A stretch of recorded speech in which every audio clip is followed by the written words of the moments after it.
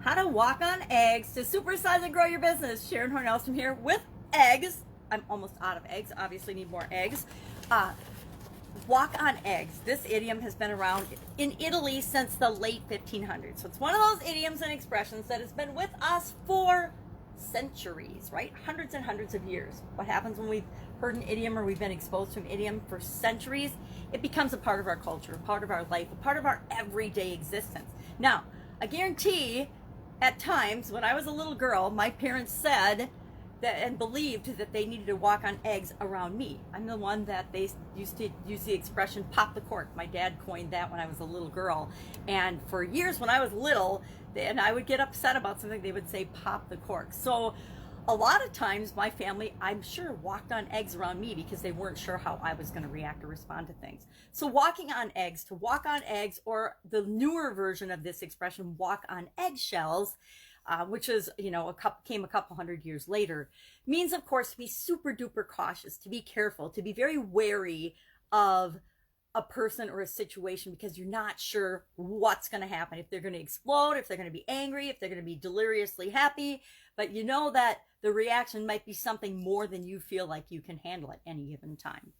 So all of us, and me included, obviously, since I was the instigator of making people walk on eggs in my youth, have experienced people that need to be dealt with in a certain way, need to be handled a lot more with kid gloves, a lot more warily than other people.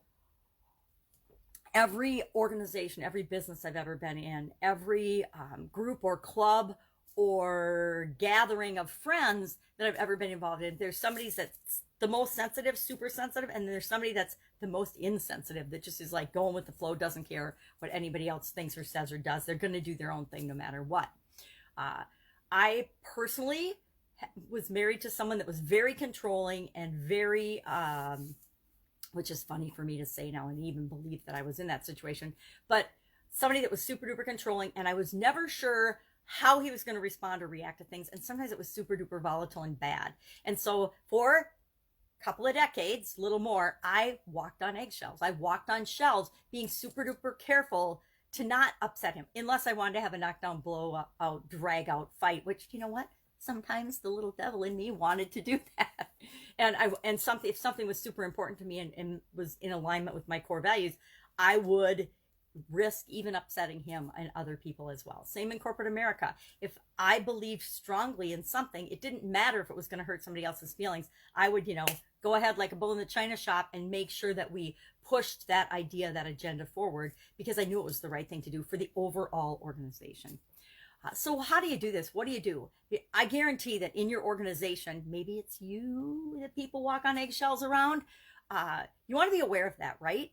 You want to be aware of the impact and the response people have to you and your interactions with them. It's just plain good human relationships, right? So how do we do that? And then how do we use that in our organizations to make sure that we're creating the culture that we want, to make sure that we're creating an environment where everybody feels safe to be themselves. And that doesn't mean that we're not always seeking personal development and personal growth and continually improving and being better, but it means that inherently who we are, we're accepted for that as a human being.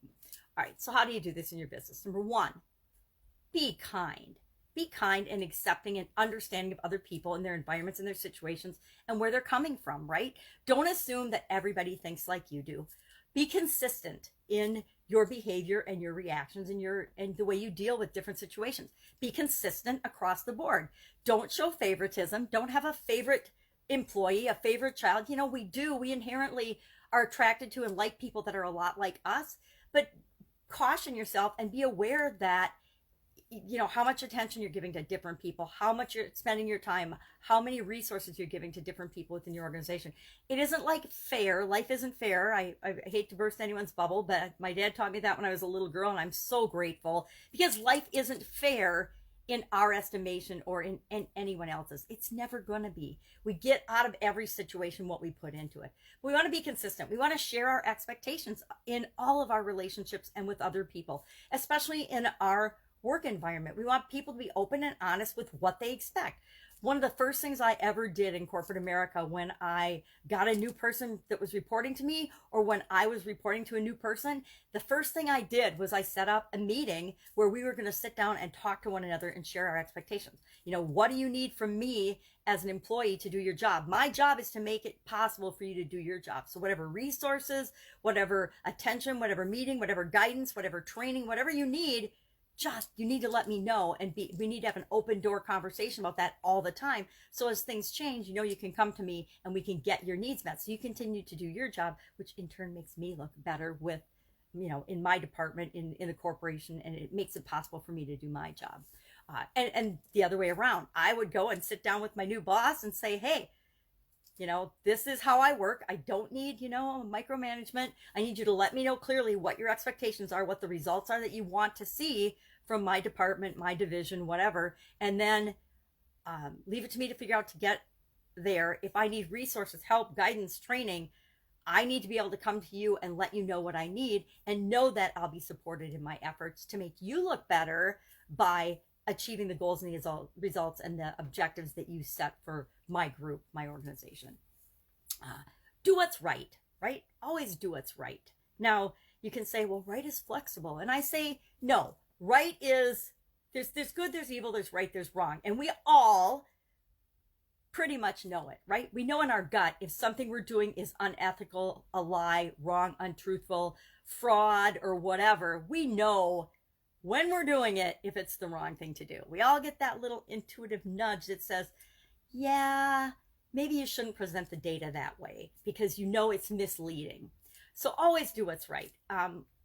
Be flexible and open-minded. Realize that everybody's different and everybody gets to be different, right? And we want everybody to be different because everyone on the planet is different, and we want to make sure that we are representative of the people that we serve.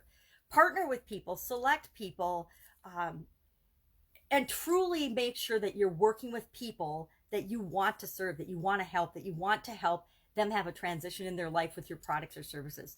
Make sure that you are only working with people that you want to work with, right?